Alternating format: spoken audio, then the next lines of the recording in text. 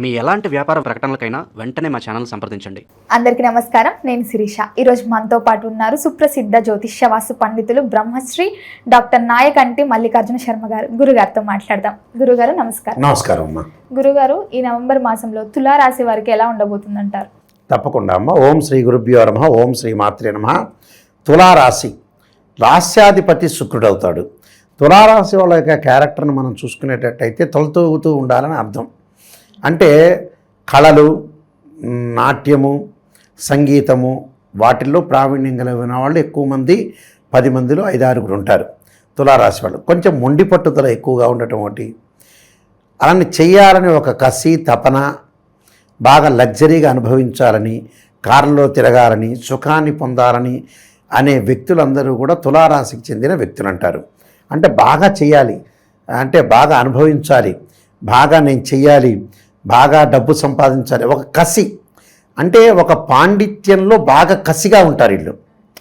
అంటే ఒక ఎడ్యుకేషన్ నేను చదవాలి అనుకున్నప్పుడు దాన్ని అంతం చూడకుండా వాళ్ళు ఉండరు. ఒక MBBS చేయాలి, దాన్ని ఖచ్చితంగా నిర్ణయం చేయాలి. నేను ఒక కళలో ఒక డ్రామా వేయాలి, ఆ డ్రామాలో నేను నెంబర్ 1 ఉండాలి. ఒక పని వర్క్ చేయాలి, నేను ఒక PhD చేయాలి, దానిలో నెంబర్ 1గా ఉండటం. నేను కార్ డ్రైవింగ్ నేర్చుకోవాలి, నేను నెంబర్ 1గా చేయాలి అనే వాటిల్లో వాళ్ళు కసిగా ముందుకు వెళ్ళే అవకాశాలు ఎక్కువగా ఉంటాయి. కాబట్టి ఇక్కడ ఏదైతే వాళ్ళు చేయాలనుకున్న మంచి పని ఏదైతే ఉంటుందో ఆ మంచి పనిలో వాళ్ళు గట్టిగా కృషి చేసే వ్యక్తులు వాళ్ళు. అంటే లగ్జరీగా ఉంటారు, కార్లు కొంటారు, అంటే కష్టపడతారు. అంటే చిన్నప్పటి నుంచి కూడా కష్టపడే వ్యక్తులు ఎవరంటే తులారాశి వాళ్ళు. ఆ పైకి వెళ్ళిన తర్వాత కూడా ఎలా ఉంటారంటే స్ట్రాంగ్గా ఉంటారు. అంటే వాళ్ళు ఏదైతే కూర్చున్న పీఠం అనేది ఉంటుందో స్ట్రాంగ్గా చేసుకుంటారు. అంటే డెవలప్మెంట్, అంటే ఆర్థిక పరంగా డెవలప్మెంట్స్ ఇవన్నీ కూడా చెందాలని అభివృద్ధి పదంలో ముందుకు నడిపించుకోగల వ్యక్తులు ఎవరు, ఒక ప్రణాళికాబద్ధంగా వెళ్ళే వ్యక్తులు ఎవరంటే తులారాశి వాళ్ళు. ఈ తులారాశి వాళ్ళకి నవంబర్ మాసంలో ఏ విధంగా ఉందో చూస్తే ముఖ్యంగా ఇవన్నీ కూడా గోచారీత్యా చెప్పబడే ఫలితాలంటారు. గోచారీత్యా చెప్పబడే ఫలితాలంటారు. బర్త్ చార్ట్కి గోచారానికి చాలా లాట్ ఆఫ్ డిఫరెన్స్ ఉంది. అయితే ముఖ్యంగా గ్రహాల యొక్క విషయానికి మనం ముందుగా వెళితే గురువు కర్కాటక రాశిలో వక్రస్థితిలో ఉండటం, శని మీనరాశిలో వక్రస్థితిలో ఉండటం, రాహు కుంభరాశిలోను, కేతు సింహరాశిలో సంచారం చేయటం, శుక్రుడు తులారాశిలో సంచారం చేయటం, రవి బుధ కుజ గ్రహాలు వృశ్చిక రాశిలో, బుధుడు తులా వృశ్చిక రాశిలో మారుతూ ఉంటాడు. ఇది గ్రహస్థితి. అయితే ఈ రాశి వాళ్ళకి, తులారాశి వాళ్ళకి ముఖ్యంగా ఏంటంటే శుక్రుడు యొక్క బలం వల్ల వివాహాది శుభ కార్యక్రమాల్లో పాల్గొంటారు, నగలు కొనుగోలు చేస్తారు, నూతన వస్తువులు, గృహ ఉపకరణ వస్తువులు కొనుగోలు చేసే అవకాశాలు బాగా ఎక్కువ ఉంటాయి. అంటే నూతన వస్తువులు కొనుగోలు చేయటం, గృహ ఉపకరణ వస్తువులు కూడా బాగా కొనుగోలు చేసే అవకాశాలు ఎక్కువ ఉంటాయి. ఎందుకంటే తులారాశి వాళ్ళకి రాస్యాధిపతి అయ్యాడు, అలానే రాస్యాధిపతితో పాటు అష్టమాధిపతి శుక్రుడు కూడా అయ్యాడు. కాబట్టి వీళ్ళకి కొద్దిగా అనుకూలంగా ఉండే అవకాశాలు ఎక్కువ ఉంటాయి. అంటే కళల పట్ల, విద్య పట్ల ఎక్కువ ఆసక్తి, విద్యార్థులకు కూడా మంచి అనుకూలమైన కాలం అని చెప్పుకోవచ్చు. ఎందుకంటే ఈ తులారాశి వాళ్ళకి లాభంలో కేతు ఉన్నాడు. లాభంలో కేతు ఉంటే తీర్థయాత్రలు, పుణ్యక్షేత్రాలు దర్శనం చేసుకోవటం ఒకటి, ఆధ్యాత్మిక జ్ఞానాన్ని పెంపొందించుకోవటం, నూతన వ్యాపారాలు ప్రారంభం చేయటం, ఆధ్యాత్మిక పరంగా ఉండే పూజా స్టోర్స్ కానీ, అలానే దైవికమైన వస్తువులు అమ్మే షాపులు కానీ, బుక్ షాప్ కానీ, స్టేషనరీ కానీ, రియల్ ఎస్టేట్ కానీ, కన్స్ట్రక్షన్ కానీ ఇలాంటి రంగాలు అడుగుపెట్టే అవకాశాలు ఎక్కువ ఉంటాయి. అంటే నూతన మార్గాలను ఎంచుకునే అవకాశాలు ఎక్కువగా ఉంటాయి వీళ్ళకి. అలానే ముఖ్యంగా శని వక్రస్థితిలో ఉన్నాడు మీనరాశిలో.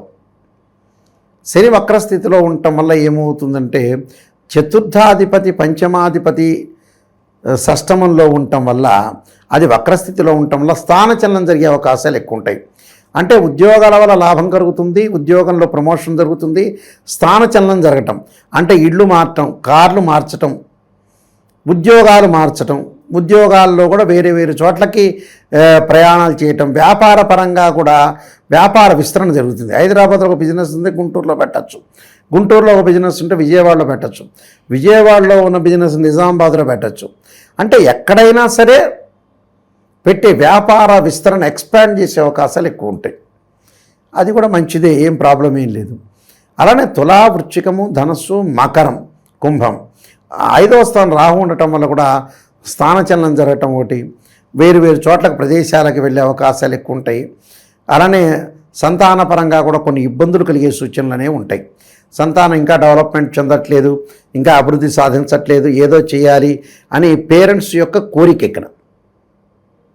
అంటే సంతానం కూడా చాలా ఇంపార్టెంటే కదా యాక్చువల్గా. అయితే సంతానం బాగుంటేనే పేరెంట్స్ బాగుంటారు. అందులో సంతానానికి ఫస్ట్ ప్రయారిటీ ఇస్తారు. వాళ్ళకు కొంత డబ్బులు కూడా పొదుపు చేసే అవకాశాలు ఎక్కువ ఉన్నాయి నెలలో. అలానే గురువు యొక్క బలం, గురువు కర్కాటక రాశిలో వక్ర స్థితిలో ఉన్నాడు.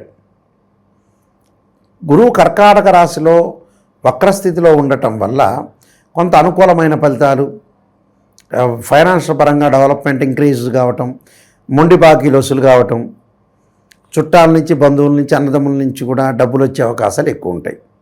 అంటే ఆర్థిక పరంగా లాభాల బాటలో ఉండే అవకాశాలు ఎక్కువ ఉంటాయి. అలానే బుధుడు యొక్క ప్రభావం వల్ల కూడా వ్యాపార విస్తరణ, రవి యొక్క ప్రభావం వల్ల కూడా అనుకూలంగా ఉండటం ఒకటి. అంటే ఆర్థిక లావాదేవీల విషయంలో కానీ, ఫైనాన్షియల్ పరంగా అంటే డెవలప్మెంట్స్ విషయంలో కానీ చాలా అనుకూలంగా ఉంటాయి. నూతన వస్తువులు, నూతన పరికరాలు కొనుగోలు చేయటమే కాకుండా గృహ నిర్మాణం చేపట్టబడే అవకాశాలు కూడా ఎక్కువగా ఉన్నాయి. అంటే ఏదో ప్లాన్, ఒక స్థలం కొనాలనో, ఒక ఇల్లు కొనాలని, ఒక పొలం కొనాలని, బంగారు నగలు కొనాలని ఆసక్తికరంగా కొనుగోలు చేసే అవకాశాలు ఎక్కువ ఉంటాయి. అంటే వీళ్ళు ఇవన్నీ కూడా కొనుగోలు చేస్తారు. అంటే ఏదో ఒక వస్తువు నేను కొనుగోలు చేయాలని ఉద్దేశం కలిగి ఉంటారు వీళ్ళు. అంటే ఈ నవంబర్ మాసంలో ఆ డబ్బులు పెట్టి ఏదో ఒక వస్తువు కొనుగోలు చేస్తారు. అంటే ఇంట్లో గృహ ఉపకరణ వస్తువులు అంటే ఫర్నిచర్ కొనొచ్చు, ఫ్రిడ్జ్ కొనొచ్చు, ఏసీలు కొనొచ్చు, లైట్స్ కొనొచ్చు, రకరకాలు ఏవో వస్తువులు కొనుగోలు చేస్తారు. అంటే టోటల్గా కొంతవరకు వీళ్ళకి బాగానే ఉంది. ఏమి ఇబ్బందికరమైన వాతావరణంలో మానసికంగా ఆందోళన అనేది కలిగే అవకాశాలు ఎక్కువ ఉంటాయి. చంచలంగా మానసికంగా ఆందోళన, టెన్షన్ పడే అవకాశాలు ఎక్కువ ఉంటాయి. కొన్ని పరిహారాలు చేసుకొని ముందుకెళ్తే మంచి జరిగే అవకాశం ఖచ్చితంగా ఉంటుంది. గురుగారు, ఈ నవంబర్ మాసంలో ఎలాంటి పరిహారాలు చేసుకోవాలంటారు?